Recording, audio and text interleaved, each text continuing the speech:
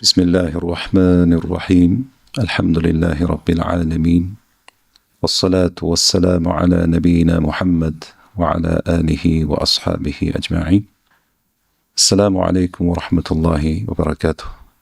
Azizlar, biz Allohdan madad so'ragan holda bugun yangi bir suhbatimizni boshlaymiz. Alloh taoloni Al-Akram, Al-Karim ismlari haqida suhbatlashamiz biiznillah.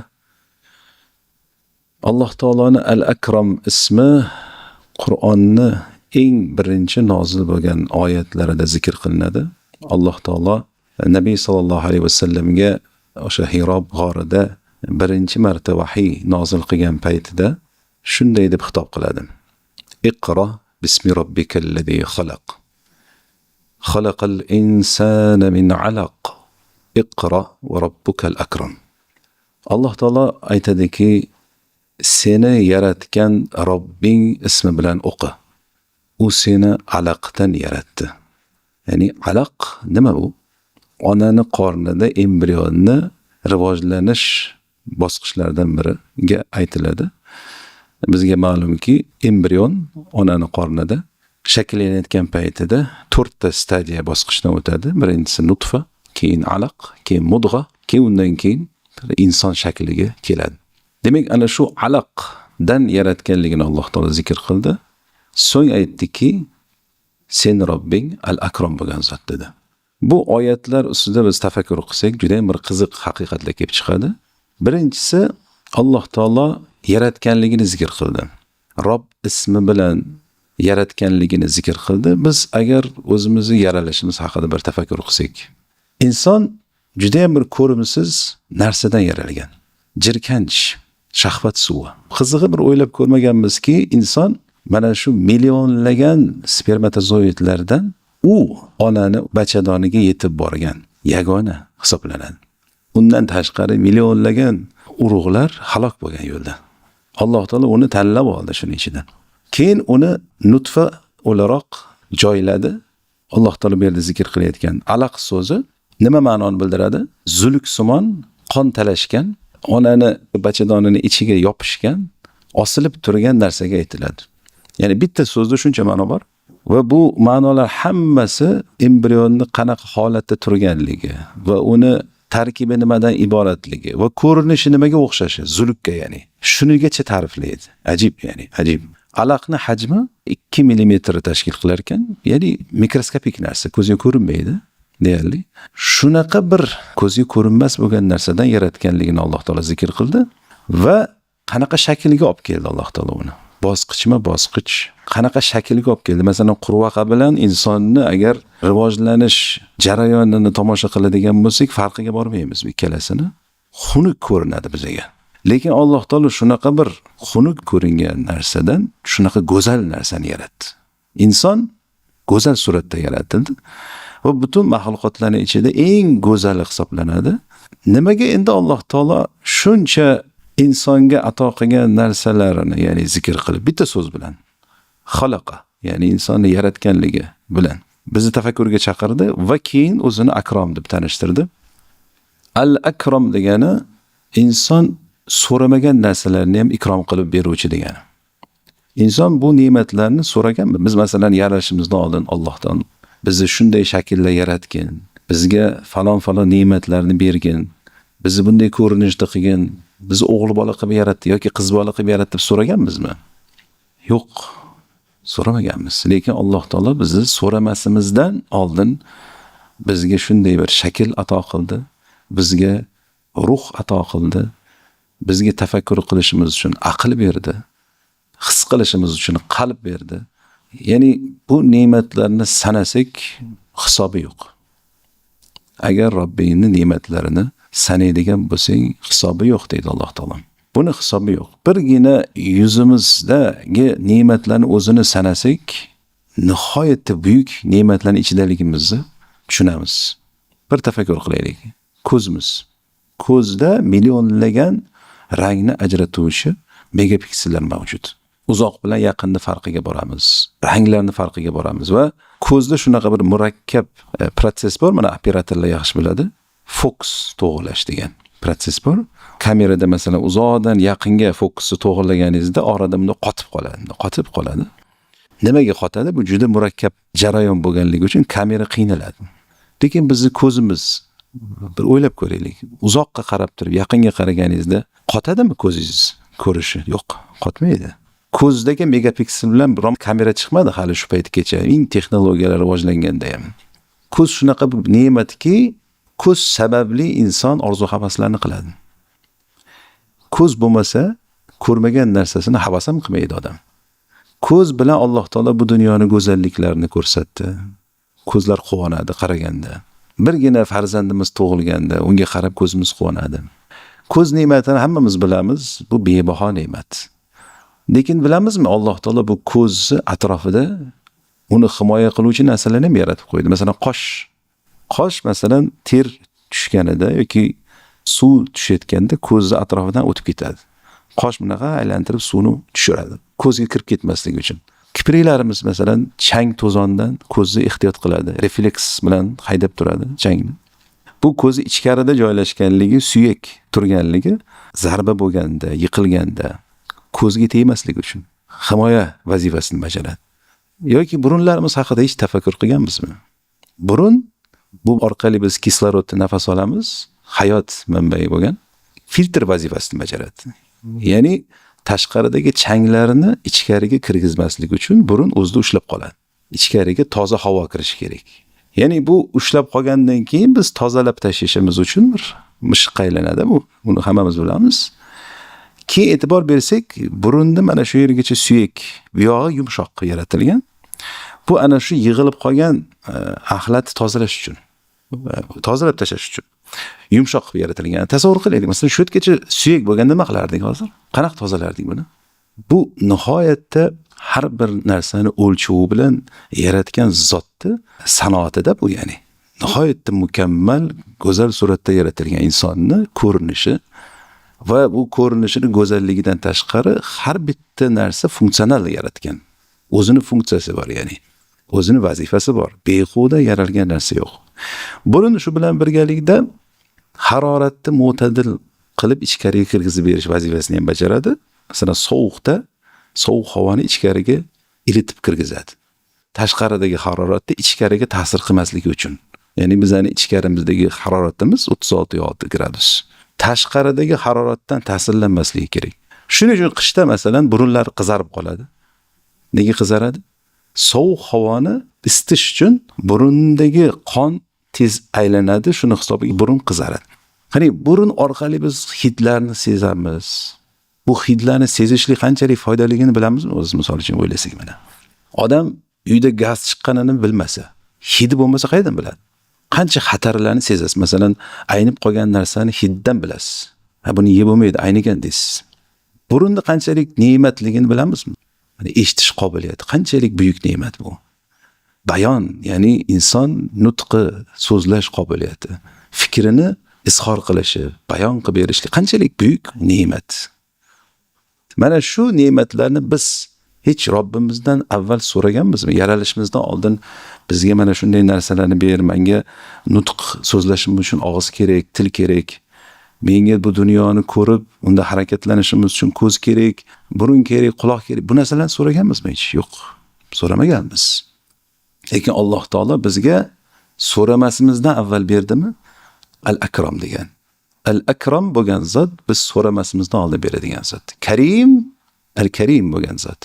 Nima so'rasangiz beradigan. Bu ikkita ismning asosiy farqi shunda. Ya'ni Al-Karim bo'lgan zot nimaki so'rasangiz shuni beradi. Bermaslikka hayo qiladi. Mana bir hadisda Nabiy sallallohu alayhi vasallam aytadilarki, agar birontanglar duo uchun qo'llarini ko'tarib Allohdan iltijo qilib so'raydigan bo'lsa, Alloh o'sha bandasini qo'llarini bo'sh qaytargani hayo qiladi dedi. Bo'sh qaytargani hayo qiladi. Ya'ni ijobat qiladi degani. Alloh taolo oyatlarda mana bizga xitob qilib aytadiki, va qala robbukum ud'uni astajib lakum. Robbiylar aytadiki, menga duo qilinglar, ijobat qilaman dedi. Mana Sahih Buxoriyda kelgan hadisda ham Alloh taolo kechani oxirgi 3-qismida dunyo osmoniga tushishligini xabar beradi. Xitob qiladiki, qani menga duo qiluvchilar bormi? Duolarni ijobat qilay. Qani mendan so'raydiganlar bormi? So'raganini beray. Qani gunohlariga istig'for aytuvchilar bormi? Gunohlarini kechiray deydi. Har kecha bu davom etadi. Har kecha. Bu Alloh taoloni karimligidan. Alloh taolo undan so'rovchilarni yaxshi ko'radi. Unga duo qiluvchilarni yaxshi ko'radi. So'ramaydiganlarga g'azab qiladi. Bu haqida ham hadis bor. Alloh taolo undan so'ramagan bandasiga g'azab qiladi. Demak, al-akram bo'lgan zot biz biron bir ne'matga loyiq bo'lishimizdan avval bu ne'matni ato qiluvchi bo'lgan zot. Biz gunohlardan tavba qilmasimizdan avval bizlarni ne'matlar bilan ikrom qilgan zot. Alloh taolo shunday karami keng bo'lgan zotki, mana yer yuzida qanchadan qancha zulm qilayotgan, zolim bo'lgan, gunoh ma'siyatlarning ichida yashaydigan bandalar bor. Alloh taolo ularga ham ne'matlarini ato qilaveradi. Ularga ham farzand beradi. Ularni ham ana shu dunyo lazzatlaridan foydalantirib, ularga ne'matlarni ato qilaveradi. Karamidan bu. Alloh taoloning karimligidan bu.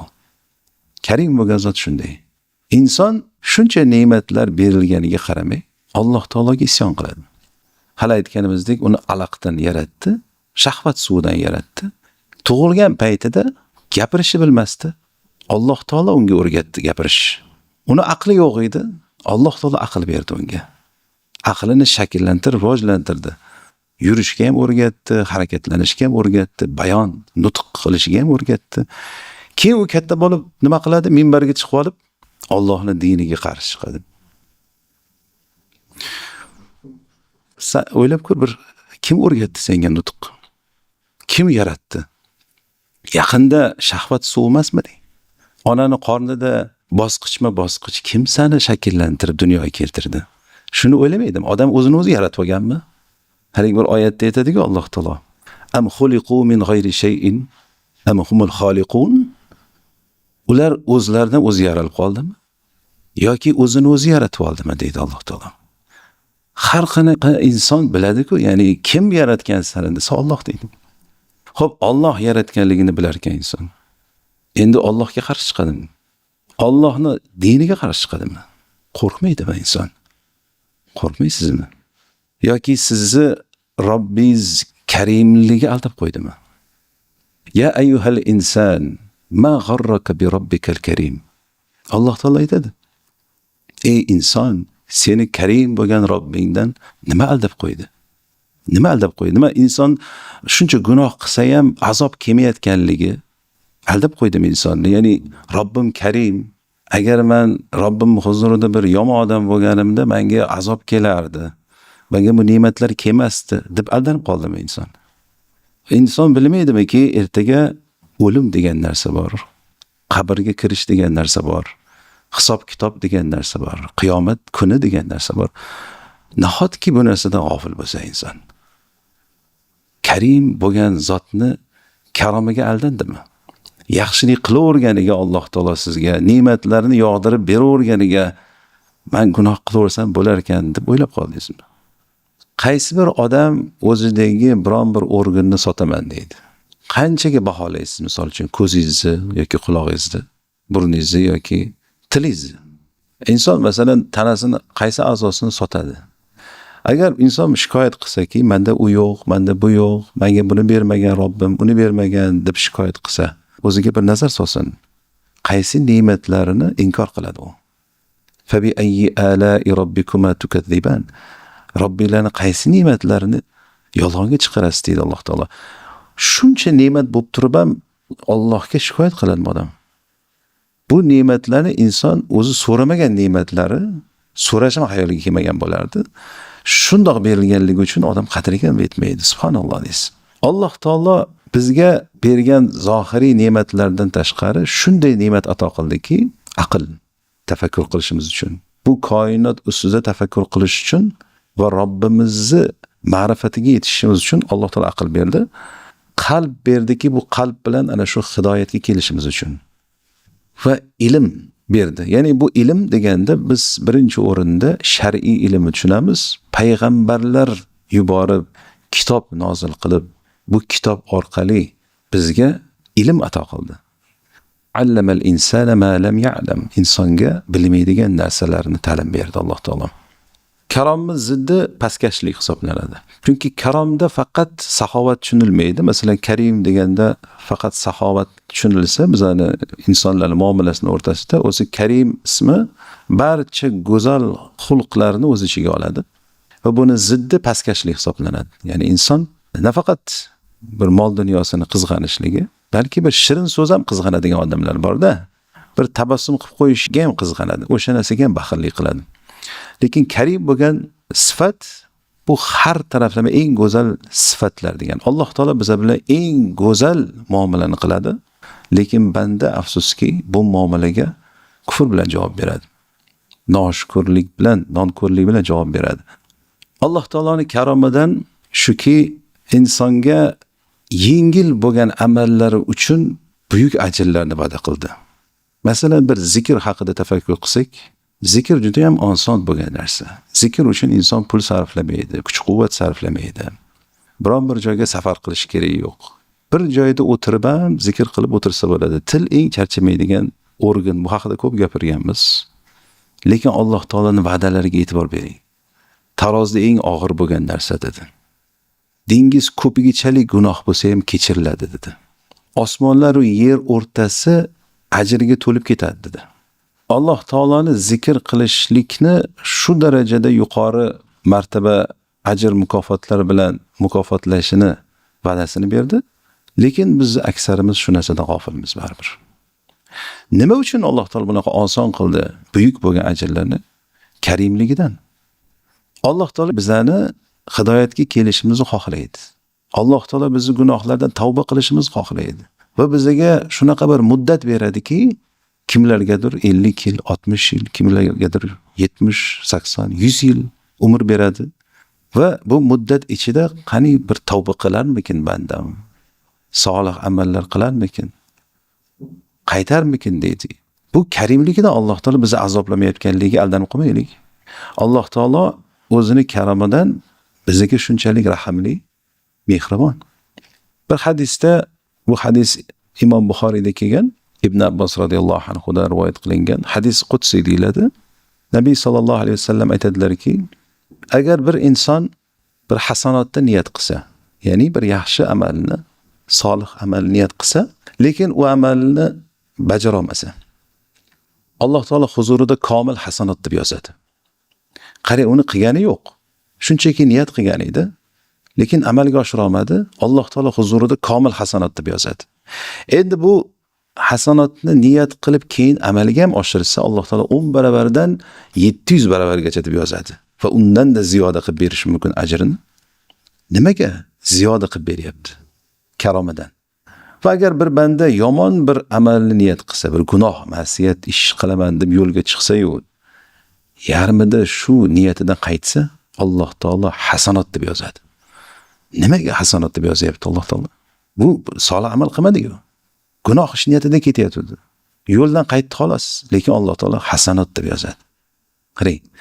Endi bir gunohni niyat qilsa va uni amalga oshirsa, Alloh taolo bitta gunoh deb yozadi. Va bu gunohdan tavba qilsa, uni ham o'chiradi. Qarang, akrom bo'lgan zot qanday bo'lgan zot? Karim bo'lgan zot qanday ham saxovat egasi. Qanchalar bizga rahimli, mehribon bo'lgan zot. Alloh taolo insonni mukarram qilib yaratdi. Mukarram qilib yaratdi. Bunga mana oyatda keladi: "Va laqad karramna bani adama va hamalnahum fil barri wal bahr." Dar haqiqat biz insonni mukarram qilib yaratdik deydi Alloh taolo. Va uni yerda ham, suvda ham ko'tarib yurdik. Ya'ni yerda ham, suvda ham sayohat qiladi, harakatlanadi. Va razaqnahum minat tayyibat. Uni tayyib bo'lgan narsalar bilan rizqlantirdik deydi Alloh taolo. Va faddalnahum ala kathirin mimman khalaqna tafdila. Va aksar ko'p narsalardan insonni biz afzal qildik deydi Alloh taolo. Haqiqatan Alloh taolo qanday qilib bizni mukarram qildi? Biz shu haqda o'ylaymizmi? Alloh taolo odamni yaratishidan oldin malaikalarga, farishtalarga men yer yuzida o'zimni xalifamni yarataman dedi. Xalifa degani bu o'rinbosar degan. Ya'ni Allohning hukmi bilan boshqaradigan banda degan. Va uni o'z qo'lim bilan yaratdim dedi. Insonni o'z qo'lim bilan, ya'ni alohida e'tibor berilgan insonga. va o'z huzurimizdan unga ruh pufladik dedi. Ruh puflanishi xos bo'lgan maxluq ekanligi buni. Va unga bilmagan narsalarni ta'lim berdi. Alloh taolo unga o'zi ilm ta'lim berdi. Va allama Adama al-asma'a kullaha. Odamga Alloh taolo hamma narsani ismini o'rgatdi. Va hatto maloikalar bilmaydigan narsani o'rgatdi. Maloikalardan so'raganda maloikalar subhanaka biz sen o'rgatgan narsadan boshqa narsani bilmaymiz dedi. Alloh taolo Odam alayhisalomga san aytgin deganda Odam alayhisalom har bir narsani nomini aytib ketdi. Maloikalar lol qoldi.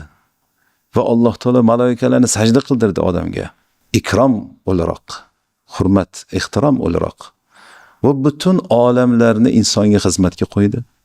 Butun olam insonga xizmat qiladi. Mana quyosh bo'ladimi, oy bo'ladimi, yer yuzidagi daraxtlar, o'simliklar, bulut, shamol, bu suv, yomg'irlar, hattoki hayvonlarni Alloh taolo yem qilib qo'ydi bizga. Halollab qo'ydi.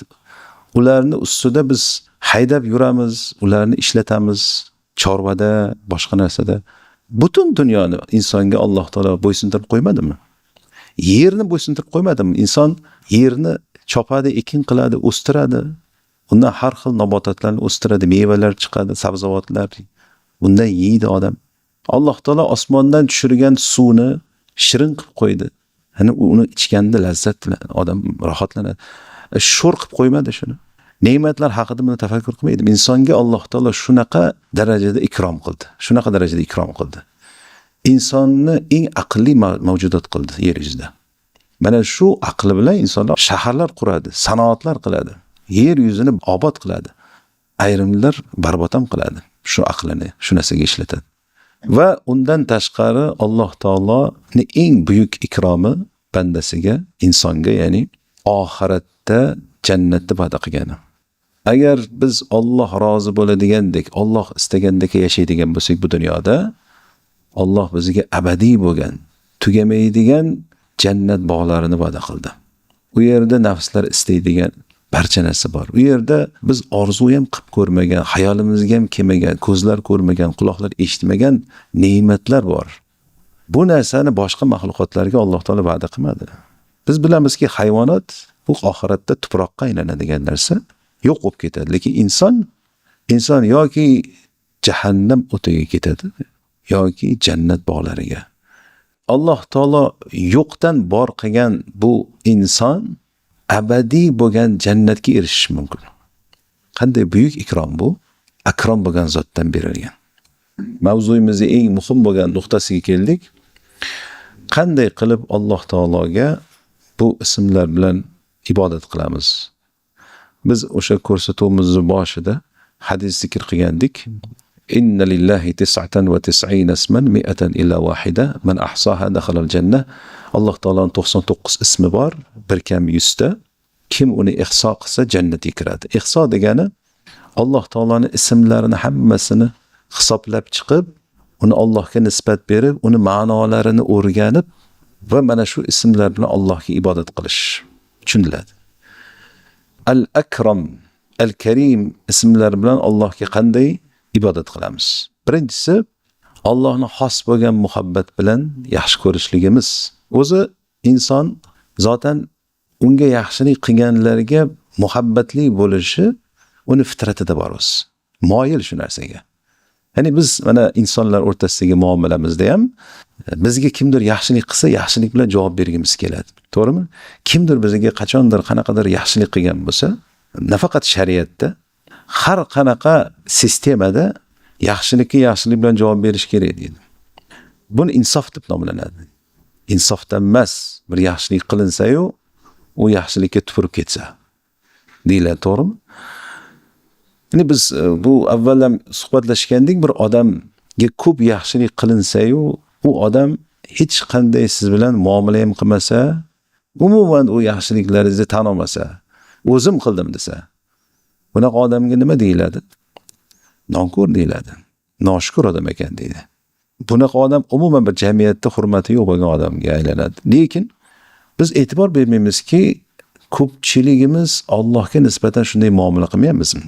Alloh taolo bizga shuncha yaxshiliklarni ato qildi. Mana hozir bildikki, Alloh bizni yo'qdan bor qildi. Bizni kichkinaligimizdan, zaifligimizdan quvvatga kirgizdi. shuncha behisob ne'matlarni ato qildi. Tanamizni o'zida bo'ladimi, atrofimizda bo'ladimi, butun dunyoni bo'ysuntirib qo'yishi bilan bo'ladimi? Qancha ne'matlarni esladik. Shuncha ne'matlarni ato qilgan zotga biz nima qilib javob beryapmiz? Bir odam bizga yaxshilik qilsa, umrbod qarzdorman deb bilamiz. Lekin nimaga Allohga nisbatan o'zimizni qarzdordek his qilmaymiz? Nimaga Allohning ne'matlarini his qilmaymiz o'zimizda? Shunchalik g'aflatga tushdikmi? Shunchalik g'aflatdamizmi? Demak, birinchisi Alloh taoloni yaxshi ko'rish. Inson mana shu ne'matlarni Allohdan kelayotganligini his qilsa, o'z-o'zidan yaxshi ko'radi. Yaxshi ko'rmasdan iloji yo'q. Ikkinchisi, faqatgina Allohdan so'rash. Faqatgina undan umid qilish. Umidlarini Allohgagina bog'lash. Mana bu ikkinchi sharti. Chunki agar inson Alloh taoloni Al-Karim deb taniydigan bo'lsa, ya'ni o'ta saxovatli mulk egasi, ya'ni hamma narsani mulki Allohning qo'lida bo'lgan zotni tanisa, undan boshqa hech kimdan so'ramaydi. Undan boshqa hech kimdan so'ramaydi. Ya'ni akrom bo'lgan zotdan so'rayman deydi.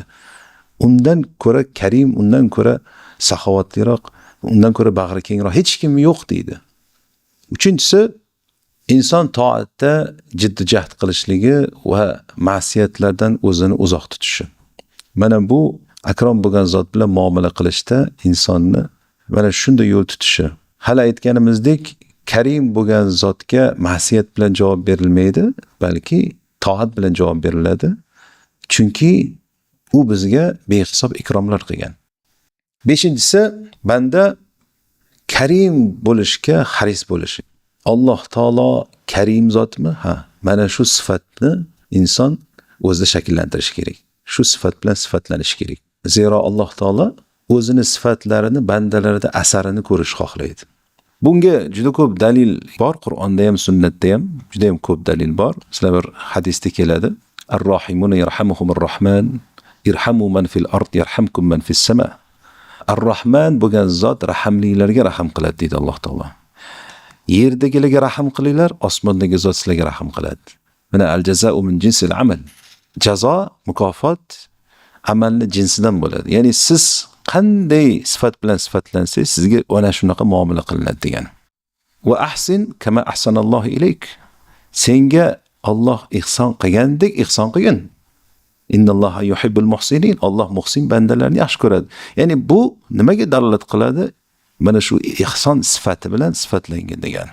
Sifatlangan degan. Mana hadisda keladi, Nabiy sallallohu alayhi vasallam Oysha onamizga aytadiki, innalloha rafiqun yuhibbur rifqa. Alloh o'zi rafiq bo'lgan zot, rifqi yaxshi ko'radi. Ya'ni bandalarni bu rifq sifati bilan sifatlanganni yaxshi ko'radi. Mana Abu Bakr radhiyallohu anhu ga nisbat qilib nozil bo'lgan oyat deydi ulamolar, sizlarning ichinglarda fazl egalari infoq qilmayman deb qasam ichmasin, balki kechirimli bo'lsin. Alloh sizlarni kechirishini xohlamaysizlarmi dedi. Ya'ni Alloh sizlarni kechirishini xohlaysizlarmi? Sizlar ham kechirimli bo'linglar degani. Bu sifatlar bilan sifatlaniladi degan. Xuddi shunga o'xshab bu yerda ham Alloh taolo bizga shuncha ikrom qilgan ekan. Alloh taoloni biz karim deb bildik. Biz o'zimiz ham mana shu karom sifati bilan sifatlanishimiz kerak degan. Bu degani saxovatli bo'lish kerak. Insonlar bilan muomalada karim bo'lish kerak degani. Bir hadisda Nabiy sallallohu alayhi vasallam aytadilarki, "Humul akhsaruna va robbil Ka'ba, humul akhsaruna va robbil Ka'ba, yawm al-qiyamati al-aktharuna illa man qala fi ibadillahi hakaza va hakaza va qalilun ma hum." Nabiy sallallohu alayhi vasallam bir hadisda aytibdilarki, Ka'bani Robbisiga qasamki, oxiratda eng ko'p ziyon ko'ruvchilar, Ka'bani Robbisiga qasamki, oxiratda eng ko'p ziyon ko'ruvchilar deb bir necha marta qaytardilar, boylik egalaridilar. Boylik egalari. Illo kim ziyon ko'rmaydi desa, Nabiy sollallohu alayhi vasallam hakada va hakada, ya'ni mana shunday qilib, bunday qilib infoq qilgan kishilardan tashqaridilar. Ya'ni boy bo'lishlik kimga ziyon qilmaydi? Agar u kishi boyligini o'ngga chapga infoq qilgan bo'lsa dunyoda. Demak, infoq ihson degan narsa bu biz, ya'ni mu'minlar, musulmonlar kasb qilish kerak bo'lgan sifat bu. Nihoyatda muhim bo'lgan sifat bu. Nimaga? Infoq qilgan odam o'zi asli oxiratiga o'tkazgan odam. Bu odam birovga emas, o'ziga foyda qilyapti birinchi o'rinda. oxiratdagi hisobiga o'tkazyapti. U albatta jannatda uni mevasini, hosilini ko'radi, samarasini ko'radi. Boshqa bir hadisda Nabiy sallallohu alayhi vasallam aytadilarki, al-mu'minu g'irrun karim val fajiru khibbun la'im. Mo'min kishi sodda dil bo'ladi, karim bo'ladi, bag'ri keng, saxovatli bo'ladi. Lekin fojir odam ayyor bo'ladi, pastkash bo'ladi. Mo'min odam sodda dil bo'ladi. Aldanib qolish mumkin. Nimaga? Chunki boshqalardan yomon gumon qilmaydi-da u. Misrda bo'lgan voqea deb eshitdim. O'zi Misr ahlini juda ham bir shunaqa soddadil xalq deyshadi o'zi. Bir masjidga bir janoza uchun tobut ko'tarib mayit olib kirilgan. Keyin janozasini o'qishdan avval jamoat ichida kimgadir qarzi bormi bu mayit deganda bir odam chiqib aytadi, menga qarzi bormi deydi. To'lab qo'ysin birinchi deydi. Rozi emasman deydi. Haligi Misr ahli juda ham bir qalbi anaqa yumshoq bo'lgan xalq bo'lgani uchun haligi odamni iltimos qilish boshlashadiki, ya'ni rozi bo'lgin, shu birodaringdan rozi bo'lgin, endi o'lganda hozir bunaqa qilmagin, bunaqa demagin desa, "Yo, noroziman" deb turaveradi. Keyin masjid ahli pul yig'ish boshlaydi, masjid ichida necha pul qarz deb pul yig'ish boshlab, haligi odamga pul yig'ib berishadi, haligi odam rozi qilib namoz o'qishadi, janoza namozi o'qishadi. Janoza namozidan keyin hech kim tobutni ko'tarib olib chiqib ketmayotganmish-da endi. Ishini ochib qarashsa, ichi to'la g'ishmish, ya'ni tobut ichi. Odamlarni aldab pulni. Endi masalan kimdir aytish mumkinki, haligi shuncha musulmonni bittasi lo'q qilib ketdi deganni gap bo'lish mumkin-da, endi ko'chan tilda aytganda. Lekin mu'minlar shunaqa bo'ladi. Mu'min sifati sodda dil, ishonuvchan bo'ladi u. Ya'ni boshqa birodarlardan unaqa yolg'onni kutmaydi-da. Musulmon birodarlardan yolg'onni kutmaydi, chunki u ayyor emas. Mu'min sifati shunaqa, ayyor emas. Karim. Bu sifatni yuksak darajada ko'rsatib bergan kishi Nabiy sallallohu alayhi vasallam. Nabiy sallallohu alayhi vasallam sifatlarida keladi, o'ta karim bo'lgan. Rasul sallallohu alayhi vasallam kim nima so'rab kelsa, hech narsasini ayamagan. Hech narsasini. Kim masalan ilm so'rasa, talab qilib kelsa, ilm bergan. Nima savol so'rab kelsa, savoliga javob bergan. Erinmasdan o'tirgan shu narsada. Bir odam mana hadisda keladi, qo'ylarni hammasini so'raganda Nabiy sallallohu alayhi vasallam ikki tog' o'rtasidagi hamma qo'ylarni berib yuborgan. Haligi odam o'zini qavmiga borib aytadiki, Muhammadga iymon keltiringlar. U xuddiki faqirlikdan qo'rqmaydigan odamdek tarqatyapti deydi. Rasulullohning saxovati, karimligi shu darajada bo'lganki, shamolga o'xshatishgan hattoki. Shamol bilsangiz, hamma yoqqa kirib, hammani o'zi bilan bahramand qiladi. Shunday mana Rasul sallallohu alayhi vasallam ikromlari, yaxshiliklari hammaga yetib borgan biiznillah. Alloh taolo shunday bir barakotli qildi kishini. Biz payg'ambarimizga o'xshashlikka haris bo'lishimiz kerak. Chunki Alloh taolo u kishini bizga usvatun hasana dedi. Ya'ni sizlarga eng go'zal ibrat dedi.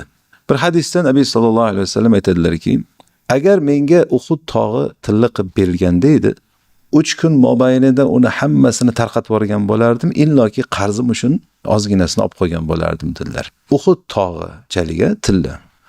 Ya'ni Nabiy sallallohu alayhi vasallamning karomi shu darajada bo'lganki, faqir, miskinlarni, muhtojlarni ko'proq o'ylaganlar o'zlaridan ko'ra.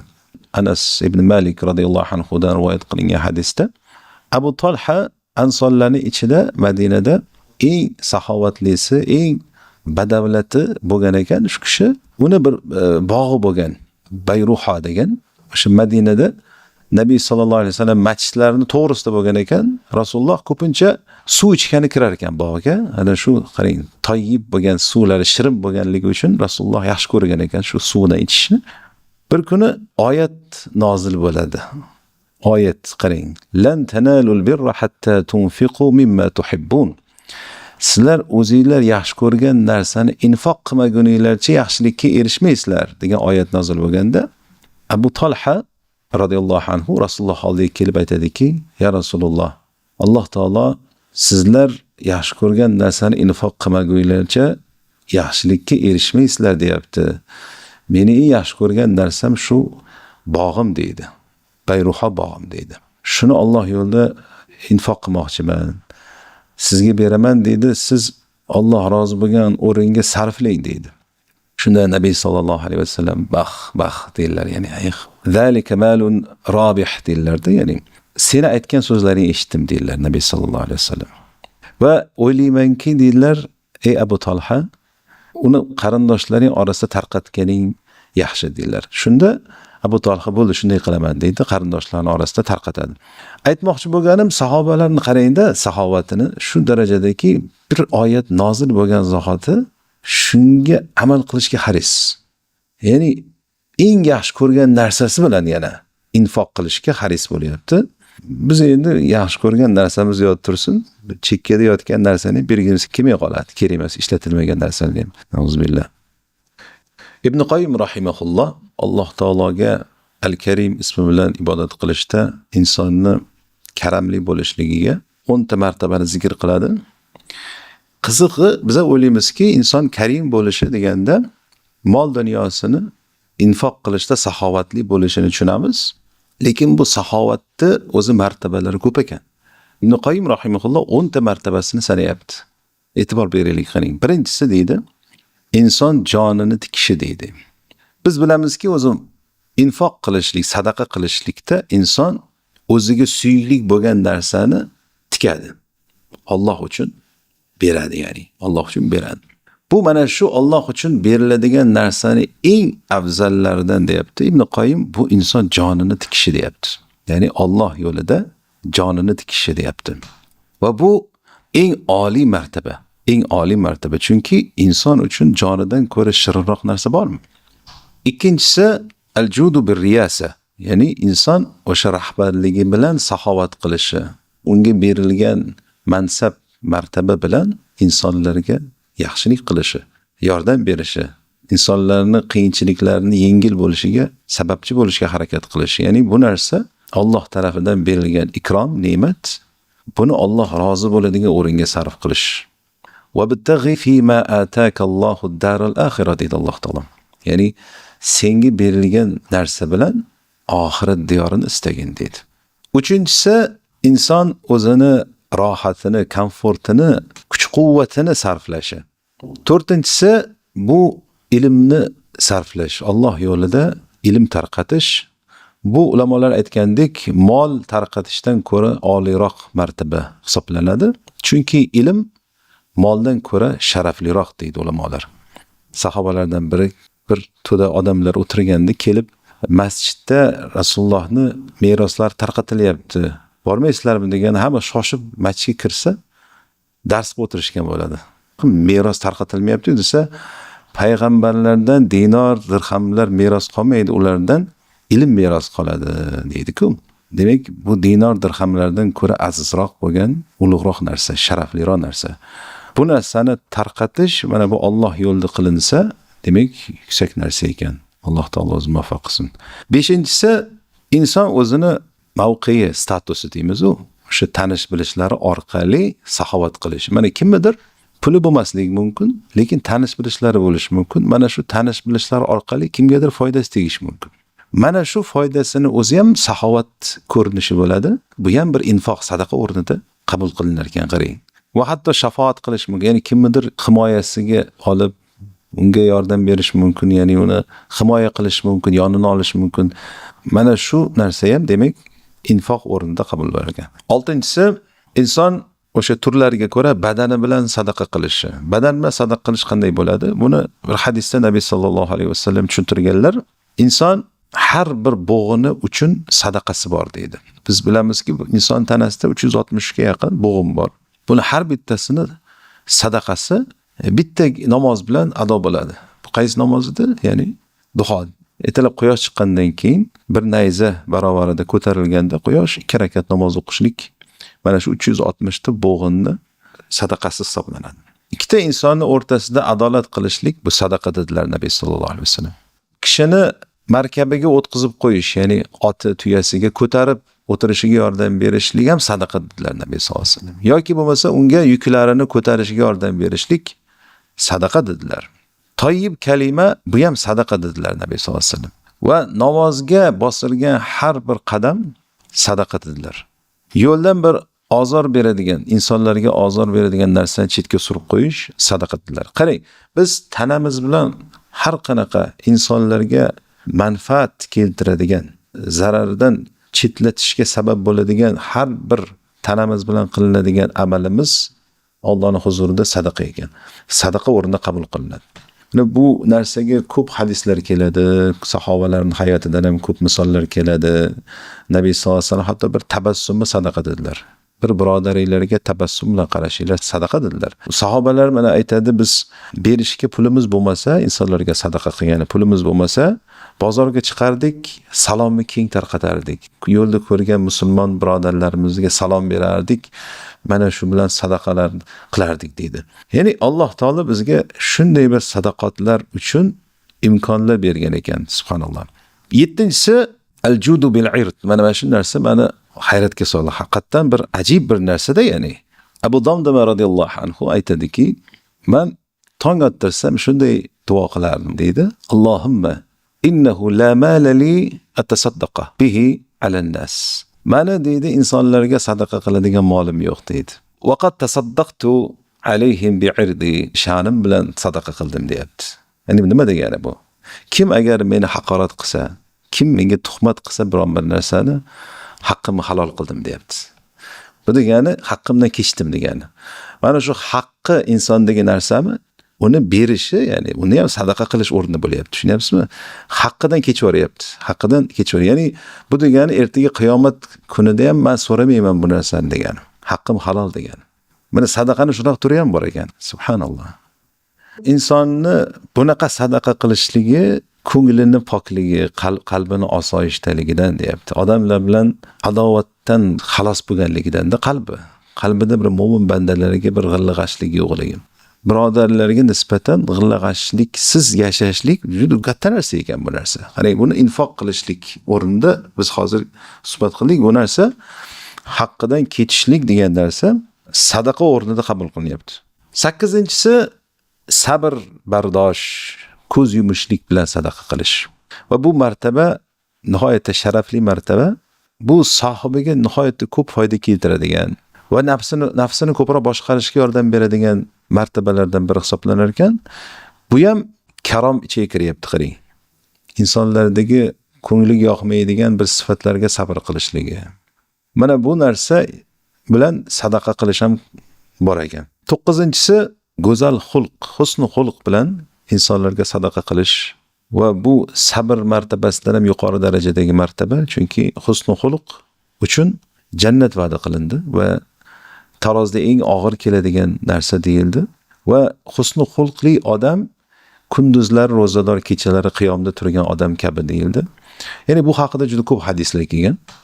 Nabiy sallallohu alayhi vasallam aytadilarki, la tahqiranna minal ma'rufi shay'an walau an talqa akhaka wajhuka munbasitun ilayh. Biron bir ma'ruf bo'lgan yaxshilikni haqir sanamanglar, kichkina sanamanglar. Hattoki bir birodaringlarga ochiq yuz bilan yuzlanishi ham deyaptilar. Ya'ni bir birodarimizga kulib tabassum bilan, ochiq chehra bilan qarshi olishligimiz unga sadaqa bo'lar ekan. Va nihoyat 10-si insonlarning qo'lidagi narsani tark qilish. Odamlarning qo'lidagi narsalarni istamaslik. Qalbi bilan ham bu narsaga talpinmaslik. Zaten o'zi Alloh taolo bizani bu insonlardagi chiroyli mashinalar bo'ladimi, hashamatli qasr binolar bo'ladimi, bu narsalarga ko'z tashlamaslikka buyurdi. Xossatan bir oyatda Alloh taolo payg'ambariga aytadiki, "Va la tamuddanna aynayka ila ma matta'na bihi azwajan minhum zahratal hayatid dunya linaftinahum fihi" dedi. Ya'ni biz ularni fitnalash uchun bergan vaqtinchalik bo'lgan bu dunyo matohlariga ko'z tashamagin deyapti Alloh taolo. Ko'z tikmagin. Ya'ni bu vaqtinchalik matoh o'rnida berilgan narsa va bu fitna o'laroq sinov uchun berilgan, u havas qiladigan narsa emas degan. Ya'ni unga qarab havas qiladigan narsa emas. Biz demak na qalbimiz bilan, na zohirimizda bunaqa narsaga intilib talpinmasligimiz kerak ekan. Mana shu narsani tark qilgan odam bu ham juda ham katta sadaqa qilish, Alloh uchun nafsini chetga surish degani, nafsini infoq qilish degani. Abdulloh ibn Muborak rahimahulloh aytgan ekanki, o'zi mana shu eng afzal bo'lgan sahobat degan ekan. Nafsini Alloh uchun tikwarishi, chetga survorishi juda qiyin narsa-da bu. Inson nafsi talpinayotgan dunyo matohlaridan o'zini tiyib, shu nafsini Alloh uchun tikwarish eng afzal saxovat turi degan ekan. Haqiqatan shu, Alloh taolo o'zi muvaffaq qilsin. Alloh taolo oyatida aytadiki, inna akramakum indallohi atqakum. Allohning huzurida sizlarning eng mukarram bo'lganinglar taqvodorroqlar deydi. Eng buyuk Allohning ikromi bu insonni taqvodor bo'lishga muyassar qilgan. Alloh taolo o'zi taqvodor bandalardan qilsin va karim bo'lgan bandalardan qilsin. Alloh taolo bizani pastkash sifatlardan, baxillikdan o'zi asrasin, panoh bersin va bizni saxovat egalaridan qilsin. Va sallallohu ta'ala ala xayri xalqihi Muhammad va ala alihi va ashabihi ajma'in.